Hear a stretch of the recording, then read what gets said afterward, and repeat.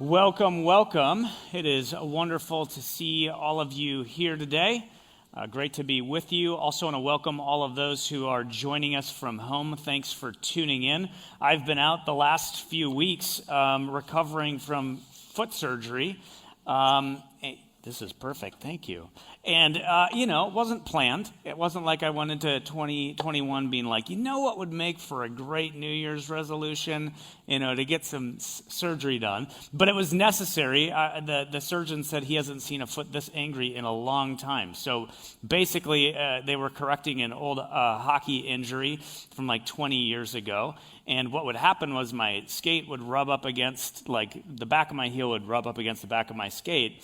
And doing that, day after day eventually caused the heel bone to grow. So I have this little knob on the back of my heel, which then pushes on the Achilles tendon and makes everything angry. So for the last 20 years, it'd get aggravated and then it'd go away and then it'd get aggravated and go away. Well, December it got aggravated and it didn't go away. So here's what they did. If you get queasy, you might want to plug your ear holes, okay? They went in, they pulled back the Achilles tendon, sawed off that bone, cleaned everything out, and then reattached the Achilles tendon. So they say I'll make a full recovery. I'm hoping that my vertical is higher at the end of the day, And I got to tell you, my wife is amazing. She's been holding down the fort. Many of you have, brought meals or helped get our kids to places. So we've just experienced the church being the church over the last few weeks. So we're really grateful for that. And I also want to thank Jody and Margot for covering the last few weeks. Can we thank them for preaching? Yes. They did an amazing job. So right now, we're in a series where we're going through the book of James. And it's called A Faith That Works. And this title is fitting because throughout this book, James is inviting us into a faith that does work, that goes beyond simply believing things to actually doing things and putting your faith in practice. James knows you can't consume your way into discipleship. You've got to act your way into it. And so throughout this book, he's continually inviting us to put our faith into practice, to act on our belief. So we're going to continue today, and we're going to be challenged to put some things into practice. But I want to back into it with a question for you. So here's the question. Have you ever been in an argument where you forget what it is you're arguing about? Does this ever happen to you? Where you get in an argument, but in the course of arguing, you kind of forget, you lose track? I've heard this can happen to married couples. And by married couples, I mean other married couples, because this would never happen to, Josie and me. That's a joke, Andy. I was kidding. It's definitely happened to me. But the idea is, you get into this disagreement, there's a conflict, and you get so emotionally stirred up that you sort of lose track of things, and you can't even remember what it is you were arguing about in the first place. It's like all logic, all cognitive functioning has gone out the window, and now you're just arguing to argue. But whatever it is you're arguing about is really important. You know what I mean? Or maybe it's not even that's important. It's just not losing, right? Have you gotten to that point in the argument where you're like, I don't remember, but I can't lose this. I gotta win. And it's not until someone names this. I gotta confess to you, I don't even remember what we're arguing about, that everybody takes a deep sigh of relief and is like, me neither, and you can kind of do a reset and get out of the crazy cycle. Now, I'm mentioning this because nobody would say that forgetting what you're arguing about is an example of doing conflict well. Right? When you're in an argument and you lose track of what it is you're even disagreeing about, nobody would point to that and be like, that's an example of doing conflict really well. But see, the truth is doing conflict well is exceptionally rare. Most of the time when people are in conflict, it goes sideways. Doing conflict well, I mean with maturity and humility, with openness and honesty, in a way that produces mutual growth and actually increases relationship on the other side, is exceptionally rare. It's the exception to the rule. And I find this, honestly, a little bit shocking and surprising, just given how common conflict is and how important it is. So much in our lives hinges on our ability to do conflict well. Conflict is incredibly common. In fact, in every single relationship, meaningful relationship we have, we will experience conflict to some degree or another. It's inevitable. It's inevitable in your home, in your marriage, and with your kids. It's inevitable at work with your boss and your coworkers. It happens in your friends and with your extended family. It happens with neighbors. And this year, we've seen a lot of it in the larger world. Yeah? It also is normal in the church, which I know is somewhat surprising because I come across people who think that the church ought to be like a conflict-free zone. Like, out of all places, there shouldn't be conflict here. And I often wonder, like, well, what gave you that impression? Because pretty much every letter that's written in the New Testament was written because that community was experiencing what? Conflict. Yeah. Where two or more are gathered, there's going to be some conflict. There will be. Jesus will be present, but there will also be conflict. Conflict is normal and inevitable, but again, most of the time it's not handled well. I've been in ministry for over 15 years, and most of the conflicts I've seen and experienced in the church typically don't go well. And our passage today is going to challenge this. It's going to equip us to do it differently. So here's our big idea for today. If you're taking notes, you can write this down. Jesus wants to teach us how to navigate conflict with maturity. Jesus wants to teach us as a church community, how to navigate conflict with maturity. So Jesus is our advocate. Jesus is for us. He's not against us. And he wants to help us learn how to navigate conflict with maturity. Conflict is inevitable. It's going to happen. And Jesus wants to equip us to be peacemakers in our everyday lives. He wants to equip us to be reconcilers, to be bridge builders. He wants to teach us how to handle conflict with maturity in a way that produces spiritual growth and deeper relationships between all parties involved. He wants to teach us how to navigate conflict with maturity. So we're going to read our passage. The background here, obviously, is that James is writing to the 12 tribes scattered abroad. So there's many churches involved, and at least some of them are experiencing some conflict. People are losing their sauce. They're getting angry and upset. And James is going to provide some ridiculously practical instructions on how to handle conflict more constructively with grace and truth. Here's what he says in verse 19. He says, "My dear brothers and sisters, take note of this." And just pause here, because this word dear in Greek, it's the word agapetos, which is where we get the word agape or love from.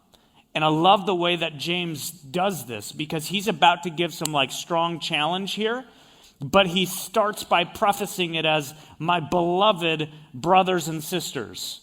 He's reminding this community, we're on the same team here. We're in this together. We're linked to one another. We're brothers and sisters. We're yoked together in love.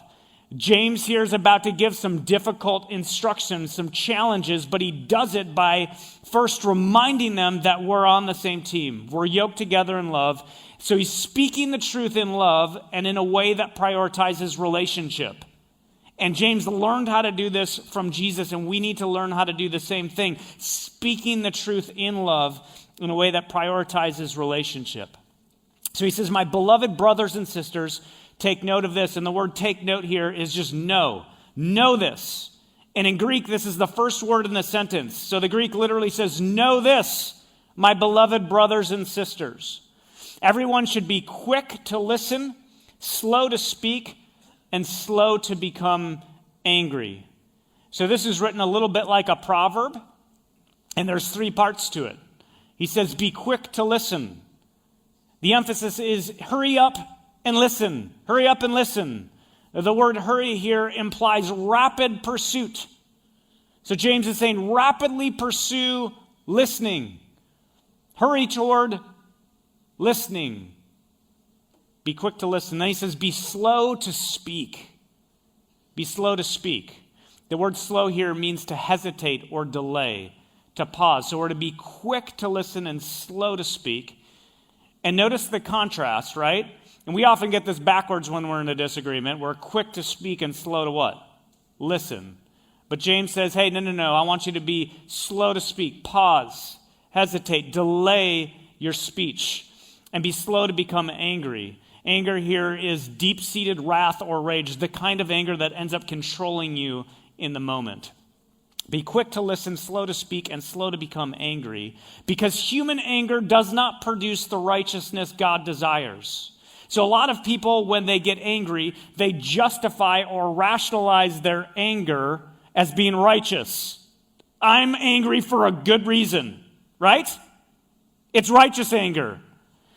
But James challenges this. And he says, no, don't call your anger righteous, because your anger doesn't produce the righteousness that God desires. Righteousness here is, the word means right relationship. Your anger doesn't produce the kind of right relationship with other people. It doesn't produce the kind of fruit, the kind of behavior that's fitting with the kingdom of God. Therefore, he says, get rid of all moral filth and the evil that is so prevalent. So here he kind of shifts to this idea of taking things off, shedding things that don't belong. Moral filth has the idea of external grime, and the word evil has to do with internal character. So James here is saying, take off everything that doesn't belong on the inside and outside. That's not fitting. And he says, and humbly accept the word planted in you, which can save you. Notice that word humbly. In conflict, one of the things that will help you is humility. You humbly accept the word planted in you, which refers to the gospel, which can save you. Now, this word save here implies something continuous and ongoing. And there's a correction here, because many people think of salvation as a one-time thing that happened in the past. Oh, I prayed this prayer and I was saved, but that's not how the New Testament talks about it. There is a moment you were saved when you made a decision to follow Jesus. But you are being saved, we are being saved right now, and we will be saved. Salvation in the Bible is a past, present, and future reality. And what James is saying is part of working out your salvation in the present is to tend to the transformation of your relationships, which includes how you handle conflict. All right, so big picture, that's our passage. Big picture, James is giving us a script for how to do conflict. A script for how to do conflict. He's explaining to us how to do conflict well. Now I want to name something here, because a lot of times when we read the Bible, we tend to read it very individualistically. How does this passage apply to my life, right? This is also how we tend to listen to sermons. How does this apply to my life? And that's wonderful. For sure, we need to be applying it to our own lives. But listen, James didn't write this letter to give you some devotional content for your morning quiet time. You following this? He's writing to a real community, a church community, and this is who he's talking to. So everything we're going to talk about today will apply to all the relationships in your life. Your marriage and your kids and your coworkers and your boss and your friends and extended family, all of that. But listen, he's writing to a church, so it starts here. It starts with us as a church community. And I'm telling you, we have to figure out how to do conflict well. Because there's a growing pattern. Listen, in this time when you got upset with someone in the church, you couldn't just go, all right, I'm done here and I'm going to First Baptist. There was no First Baptist. Like, this was it. This was the church in Ephesus. There was no other church to go to. You following this? So you had to work it out. You couldn't just walk away and be like, oh, well, Presbyterian church seems to be doing well right now. I'll jump over there. Like, no, you had to work it out with the actual people who belong to Jesus in that location. You following this? And I'm telling you, what happens now is people have a disagreement in the church.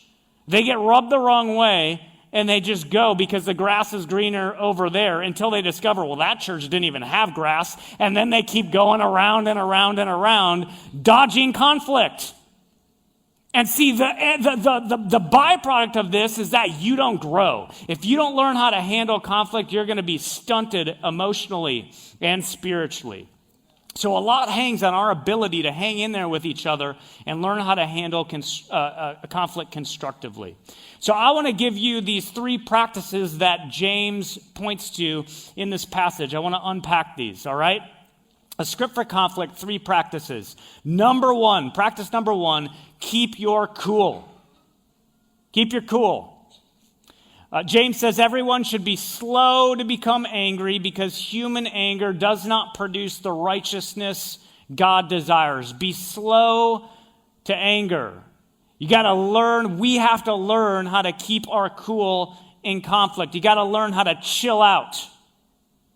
James wants us to have a long fuse, not a short fuse. He wants us to learn how to stay calm in conflict. Stay calm in conflict. Now, you may notice that I'm working through these practices backwards in verse 19, and there's a reason I'm doing that. The reason why is because so much hinges on this first one. When you're in a conflict or a disagreement, so much hangs on you not losing your sauce. All the science shows that if you become emotionally hijacked, if you get all emotionally stirred up, you actually lose your ability to think clearly. You lose your cognitive functioning. And this is really scary because you don't realize that, so you still think you're thinking clearly, but you're not. So the higher your anger, the more intense your anger, the lower your cognitive functioning, but you still think you're thinking logically. And you've got to be aware of this because when you're emotionally hijacked and you keep talking, that's when you're about to say things and do things that are really hurtful to your relationships. Yeah? Have you ever said something that you later regretted because you were just emotionally charged up? Michael, come on now. Trisha Taylor says this. She says, we're not rational creatures that occasionally have emotions. We're emotional creatures that have the potential to think rationally. I love that because most of us think that we're the rational ones. Well, I have it like I'm thinking clearly about this, and especially when we get in an argument, we're the ones who tend to think we're rational and thinking clearly, and it's the other person has all this messed up thinking. If only I could get through to them, right? Well, all the science shows that that's actually not the case. Usually our emotions are what are driving things. So this is going to be a gross oversimplification because you can get like a doctorate in this, but I'm going to real quickly just explain basically how the brain works, okay? There are 3 parts to your brain. First part is the reptilian brainstem, okay? And this is a super important part of your brain. It handles a lot of your unconscious sort of functioning, your blood pressure, your heart rate, your body temperature, all these things that you don't really have to consciously think about, it's handling that. So if this is your spine, your reptilian brainstem is like right there. Second part is your limbic system. So you could think of like reptilian, this is your spine, then you have your limbic system. There's 6 key components to the limbic system.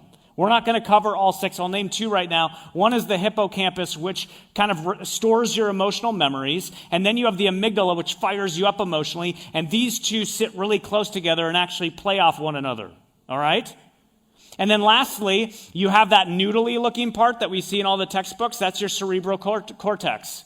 That's where your prefrontal cortex is located, and that's in charge of all of your cognitive processing, your ability to think and think rational thoughts and so on. All right? So here's the takeaway. Your reptilian brain and your limbic system work together, and they're in charge of your emotive processing, and those parts of your brain, your emotive processing, fires way faster than the cognitive part of your brain, your cerebral cortex. In fact, the science shows that it fires 10 times faster than your cognitive functioning. Here's your takeaway. Your emotive processing is freaky fast. It's like Jimmy John's, all right? It's freaky fast. It fires 10 times faster than your ability to think rational thoughts. So again, this is why it's so important for us to know that oftentimes it's our emotions that are driving things. And it's why we're starting here, because as soon as we get emotionally stirred up or emotionally hijacked, everything else pretty much shuts down. Our cognitive functioning stops working. But we're often not aware of that, so we just keep, talking, and that's when we lose our capacity to enter conflict constructively. And this is why James says that our anger doesn't produce the righteousness that God desires. We just emote all over the place, and it leaks out sideways. Is this making sense? Psalm 37:8 says, refrain from anger and turn from wrath. Do not fret, it only leads to evil. Refrain from anger and turn from wrath. Do not fret, it only leads to evil. So, to make matters more complex, not only do your emotions fire freaky fast, but your emotions are often wired from the past. I'm going to say that again. Your emotive processing, it fires freaky fast. Also, though, your emotions are often hardwired from the past. So remember, I talked about the hippocampus and the limbic system. Well, that stores all of your emotional memory, and it often lacks context to tell you what kind of environment or situation those emotions took place. So you've got this hippocampus, which is storing your emotional memory, and it sits right next to the amygdala, which is what fires you up emotionally.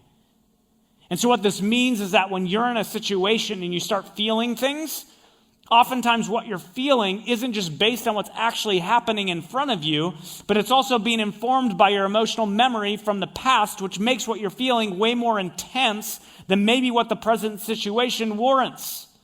Is this making sense? So you can think about it like this. Imagine you grew up in a great home.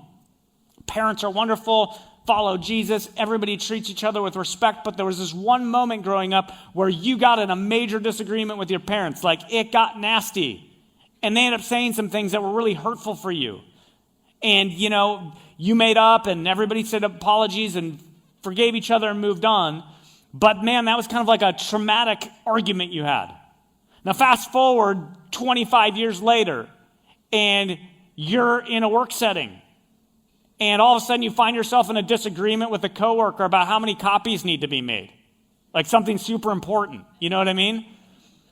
And your coworker, uses similar body language that your parents did in the argument. Or they use a similar phrase that your parents use. And all of a sudden, boom, all those emotions from that argument start flooding in and your intensity skyrockets and you come out like uber aggressive. But you shouldn't be that aggressive over how many copies need to be made for the meeting, right? This is because all those emotions that you experience are informing the present. The idea is you're getting triggered from the past and it's forming how you're functioning in the present. So our emotive processing, it fires freaky fast, 10 times faster than our cognitive functioning, and it's hardwired from the past. So oftentimes our emotions that we experience growing up, those can trigger us in the present, which causes us to over or even underreact. This is why the first big move whenever you're experiencing a conflict is to learn how to stay calm. To avoid becoming emotionally hijacked, because then you won't be able to handle the conversation constructively. And this isn't just true for you, it's also true for the person you're having a conflict with. You've got to be in charge of your emotions and stay calm, but if the other person becomes emotionally hijacked, that will, compromise the conflict as well. So people are really skilled at this. While you can't determine you can't control someone else, people are really skilled at conflict, know how to stay calm themselves, and they avoid being overly aggressive or spewing venom or sort of causing the other person to lose their cool. They're able to help both themselves and other people stay calm. Step one is you've got to stay calm in conflict. Emotions are contagious. Now, a quick word before we go on to the second practice, and it's just I don't want to leave you with the wrong impression that anger itself is sinful or emotions are bad. That's not the case. Emotions are our friends. They actually tell us important things. They're kind of like a dashboard on your car. When you feel something, it lights something up and you want to pay attention. I go, what is that emotion telling me? But the key is to be aware of it, so that you can then choose how you show up. You can choose to show up because of what you're feeling or in spite of what you're feeling. But when you're not aware of what you're feeling, those emotions will often come out sideways. All right? So what do you do when you're feeling angry? Well, first thing is I would just encourage you to take a few deep breaths. All the science, again, shows us that if you can just take a few deep breaths, it actually slows down that emotive processing and keeps your cognitive faculties engaged. I mean, like 4 seconds in, hold for 4 seconds, 4 seconds out, do that like 10 times, all right? When you're in a conflict, you can actually do this in the conflict. You can slow down your breathing so you can stay emotionally calm. And if that doesn't work, I encourage you to take a break. Hey, I need just a little bit of space to make sure I'm thinking clearly, and science shows you need at least 20 minutes. 20 minutes to kind of reset things, all right? All right, step 1, keep your cool, stay calm. Step 2, zip your lip.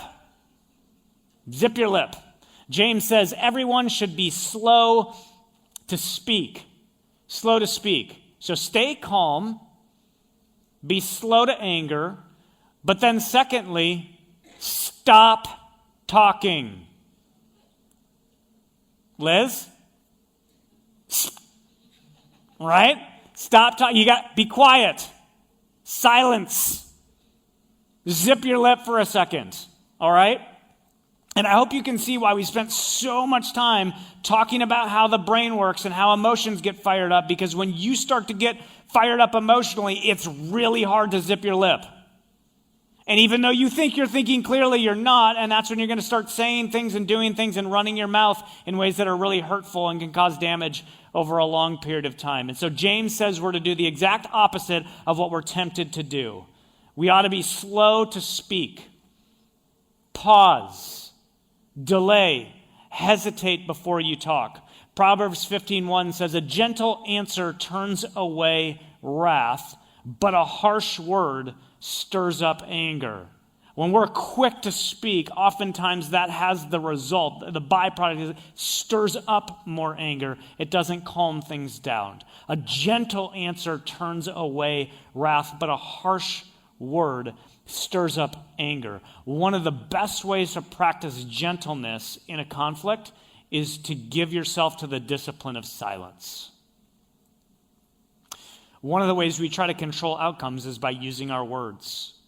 And so when you choose silence in the middle of a disagreement, it's a way of surrendering control and honoring the other person. And then it gives you space and time so that when you do open your mouth and whatever it is you're going to say is constructive and helpful rather than hurtful and harmful. Now, I do want to just give this caveat that being slow to speak shouldn't be used as an excuse to not say anything ever. Being slow to speak should never be used as an excuse to not say anything ever. What I'm getting at here is I know some people who love conflict. They thrive on conflict. They're like a bull in a china shop. They're never going to back down. All right? Some people are eager to engage in conflict and they have an easier time with it. But some people hate conflict. It makes them really uncomfortable. They'd prefer to avoid it at all costs and would never have a conflict. They just don't want it. And because of this, what ends up happening is they often don't say things that they really need to say in their relationships. And this causes relationships to kind of stay in a stuck point. And so I just want to name something that's obvious is that these instructions aren't given. James isn't giving these instructions to help us avoid conflict. He's giving us these instructions to help us face conflict and do it well. He's not saying that you shouldn't say what you need to say in a difficult or crucial conversation. The context here is anger grabbing a hold of you and dictating what you're saying.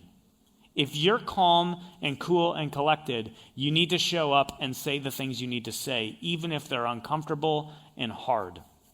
Step 1, stay calm. Take a few deep breaths. Don't get emotionally triggered. Rather than marshaling your next verbal argument, step 2 is to be slow to speak. Pause, hesitate, delay, so that when you do decide to talk, it's helpful rather than hurtful. And then finally, step 3 is get curious. Get curious. James says in verse 119, he says, everyone should be quick to listen. Quick to listen. Be fast with your ears. Be fast with your ears. Ask questions. Listen carefully. Be compassionately curious about what the other person is thinking and feeling. Trisha Taylor says, when I'm furious, I get curious. When I'm furious, I get curious. And I love that because, again, when you get emotionally hijacked and all stirred up, your cognitive functioning goes out the window and you say things and do things you'll later regret. But one of the ways you can keep your cognitive faculties engaged is by getting curious about what the other person is thinking and feeling, trying to understand where they're coming from. Because in order to do that, it requires a lot of thoughtfulness and focused attention. You actually have to think about it. I got to really be present to this person to ask insightful questions and be thoughtful about it. And then reflect back what I hear them saying. And that keeps your cognitive capacities engaged rather than letting your emotional energy kind of take over. So how do you get curious? Well, this is all about perspective taking on the perspective of another person, which is a really important skill when you're in a disagreement. This is about empathy. Empathy is about, putting yourself in someone else's shoes and walking around for a little bit, trying to understand where they're coming from. There's two parts of perspective taking. There's cognitive perspective taking, which is where you try to understand how the other person is making sense of things, how they're thinking through things. You're understanding their point of view. And then there's emotional perspective taking. And this is where you try to feel what the other person might be feeling in that moment. Now, how many of you are good at the emotional part? You can feel what someone else is feeling. Any of you? Good for you. I'm not gifted that way. It takes a lot more energy for me. We all have defaults. It takes a lot more energy for me to do the emotional empathy, right? The good news is all the science shows that if you do the first, if you just simply take on the perspective of what someone else is thinking and how they're making sense of it, it's a game changer. You often don't need to necessarily feel what the other person is feeling, although that might help you. Simply trying to understand their cognitive perspective can make all the difference in the world. Be slow to speak, be slow to become angry, and be quick to listen. Now imagine what would happen if we as a church began to do this. If instead of becoming all amped up like gorillas, we actually stayed calm. Imagine what would happen, if instead of marshaling our next verbal attack, we practiced silence. We were slow to speak and thoughtful about what we said. Imagine what would happen if we were quick to listen in conflict and tried to understand how the other person is thinking and feeling and making sense of things. Imagine how that would transform things. Imagine how that would transform our marriages and your relationship with your kids. Imagine how it would transform your workplace with your boss and your coworkers, with your friends and extended family, with your neighbors. Imagine how this posture could transform all the conflicts in the world. When we have this increased polarity and this decreased maturity, imagine how transforming this would be. Imagine how transforming this would be if we actually did this as a church. Rather than going, oh man, that's upsetting. I'm going to have to jump online and find a different church this afternoon. Maybe First Presbyterian, maybe they got it going on. What if we actually stayed put and realized this conflict is a vehicle for my transformation? And if we learn how to do it well, it will actually increase the depth of our relationship with one another. Is this making sense? Conflict's inevitable. We're going to deal with it as a church. And if we learn to lean in and do it well, I'm telling you, we will grow and our relationships will be richer and more beautiful. Amen? Here's your homework, all right? Just have a bunch of arguments this week. I'm joking. Totally joking. No, it's going to be, instead of just picking fights this week, here's what I want you to do. I want you to identify a conflict you experienced recently that did not go well. The fresher, the better, okay? Maybe this happened on the way to church this morning. Great, okay? Take that conflict, and then I want you to ask these diagnostic, reflective questions, all right? Number one, what emotions were present for you? What emotions started to bubble up for you? How did you get stirred up? Pay attention to that. That will give you important insight into these are the types of emotions that bubble up for me when I'm experiencing conflict. Secondly, how did you use your words?